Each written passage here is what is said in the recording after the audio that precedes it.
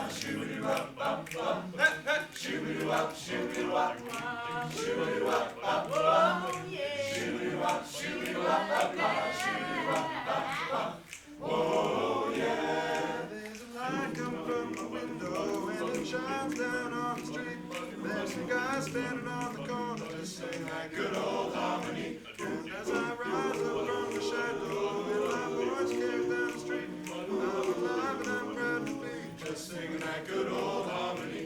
I'm singing that soul to soul, soul to soul, brother to brother, brother to brother, acapella sounds good to me. I'm singing that soul to soul, soul to soul, brother to brother, brother to brother, acapella sounds good to me. I just wanted we would stand under the light. Yeah. That good old acapella, and it sounds so sweet. I'm alive and I'm proud to be just singing that good old harmony. I'm singing that soul, soul, soul to soul, brother, brother, acapella sounds good to me. I'm singing that soul, soul, soul to soul, brother, brother, acapella sounds good to me. Here to rock your world. This is an exciting night, not a morgue. Let's hear it.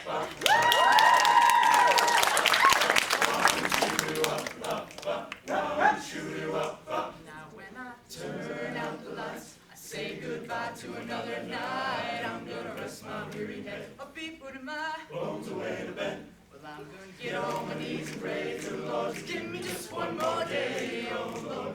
Can I please, 'cause this music means so much to me. Well, I'm singing that soul, hey, brother to brother, brother to brother, acapella sounds good to me. Just give me that soul, hey, brother to brother, acapella, it sounds good to me. Now that our raise your voice, make some noise. We are the Crimson 7 Boys. Shoo-be-doo-wop,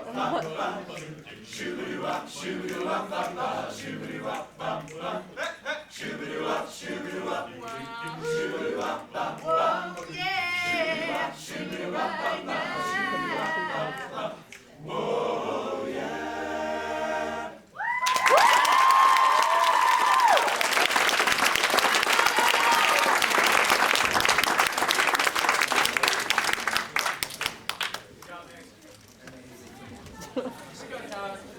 Good job, Bryson. Good job, guys.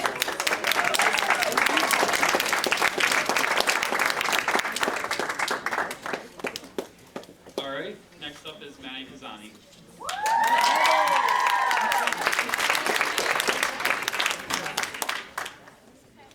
Hi, I'm Maddie. I'm doing an interpretive reading that I actually did at a speaking tournament like a month ago. It's called The Whore of Mensa, and it's a short story by Woody Allen. And it's about this private investigator named Kaiser Lupowitz who gets sent out to investigate a group of prostitutes. Now, these prostitutes aren't normal prostitutes in that they sell intellectual discussions and not sex. So, that being said, I'll just start. One thing about being a private investigator, you've got to learn to go with your hunches. That's why when a quivering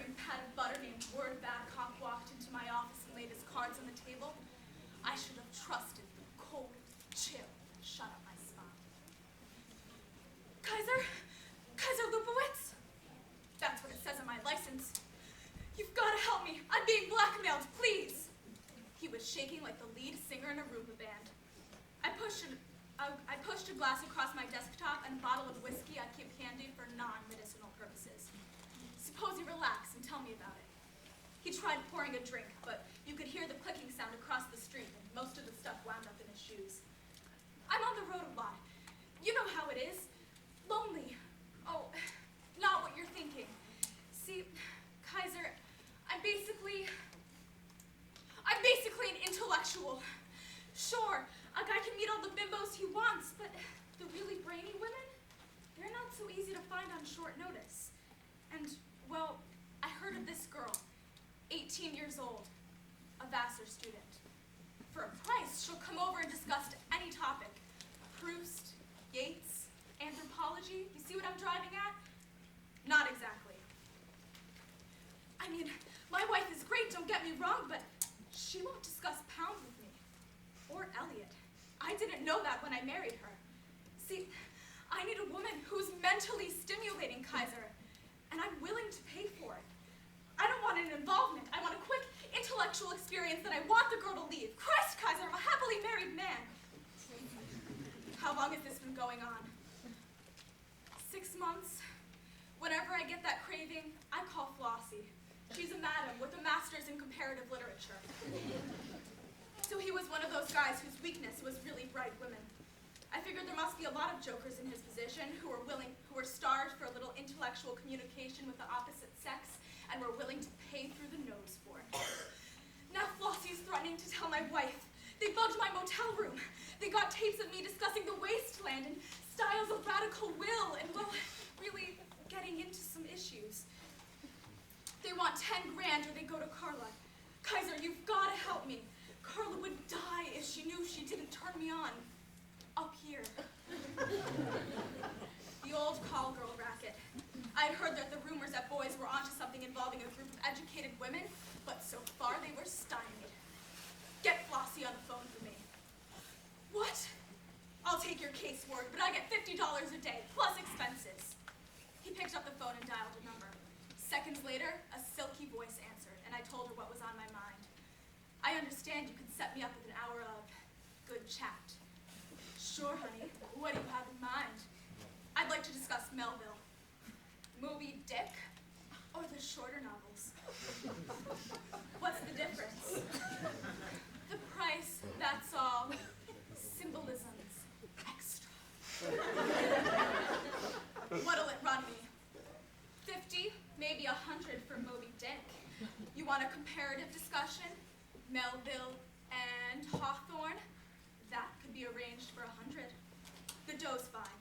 I gave her a number of a room at the plaza. You want a blonde or a brunette? Surprise me, I said, and hung up. Hardly an hour had passed before there was a knock on my door. I opened it, and standing there was a young redhead who was packed into her slacks like 2 big scoops of vanilla ice cream. Hi, I'm Sherry. They really knew how to appeal to your fantasies. Long, straight hair, silver earrings, no makeup. Shall we begin? I said, motioning to the couch. She lit a cigarette and got right to it. I think we could start by approaching Billy Budd as Melville's justification of the ways of God to man, n'est-ce pas? Interestingly, though not in a Miltonian sense, I was bluffing. I wanted to see if she'd go for it. No, Paradise Lost lacked the substructure, pessimism. She did. Right, God, you're right.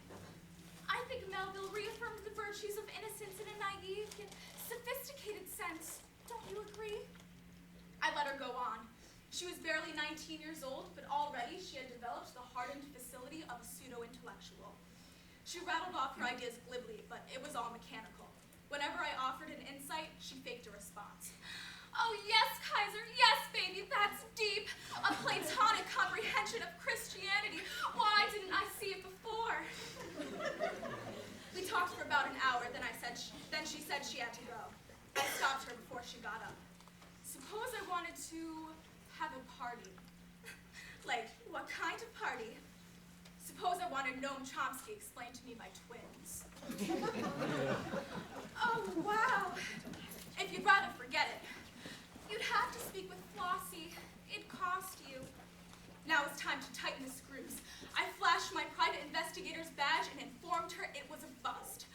What? Now, I'm Fuzz Sugar, and discussing Melville for money is an 802. You can do time. You louse! Better come clean, baby, unless you want to tell your story down at the chief's office. And I don't think he'd be too happy about it. She began to cry. Don't turn me in, Kaiser. I needed the money to complete my master's. I've been turned down for a grant twice. It all poured out, the whole story. She was every dame who penciled in yes, very true, into the margin of some book on Kant. Only somewhere along the line, she had made a wrong turn. I needed cash. A girlfriend said she knew a married guy whose wife wasn't very profound. He was into Blake, and she couldn't hack it. I said, sure, for a price I talked Blake with him.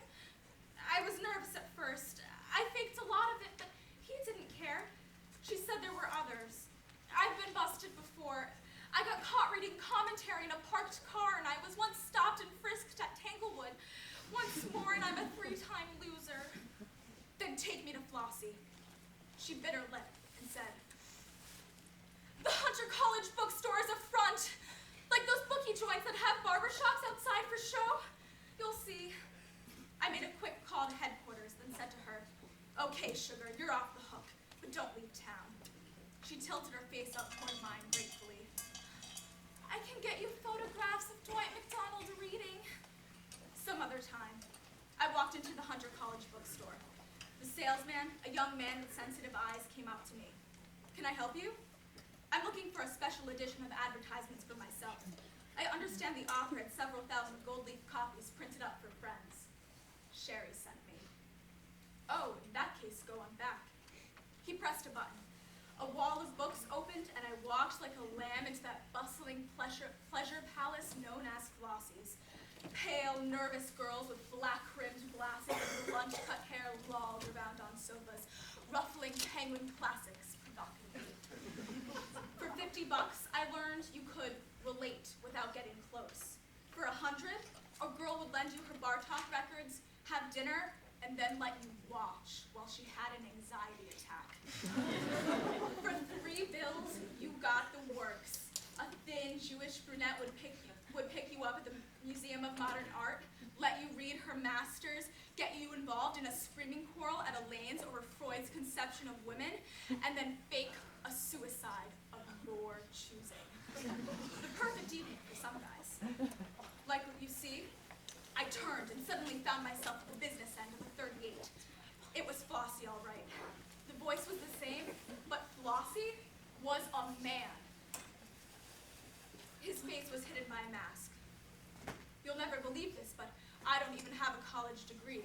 I was thrown out for low grades. Is that why you wear that mask? I devised a complicated scheme to take over the New York Review of Books, but it meant I had to pass for Lionel Trilling. I went to Mexico for an operation, but something went wrong. I came out looking like Auden, but with Mary McCarthy's voice. That's when I started working the other side of the law. Quickly, before he could tighten his finger on the trigger, I snapped into action. Heaving forward, I snapped my elbow across his jaw and grabbed the gun as he fell back. He was still whimpering when the police showed up. Nice work, Kaiser, Sergeant Holmes said. When we're through with this guy, the FBI wants to have a little talk with him. A matter involving some gamblers and an annotated copy of Dante's Inferno. Take him away.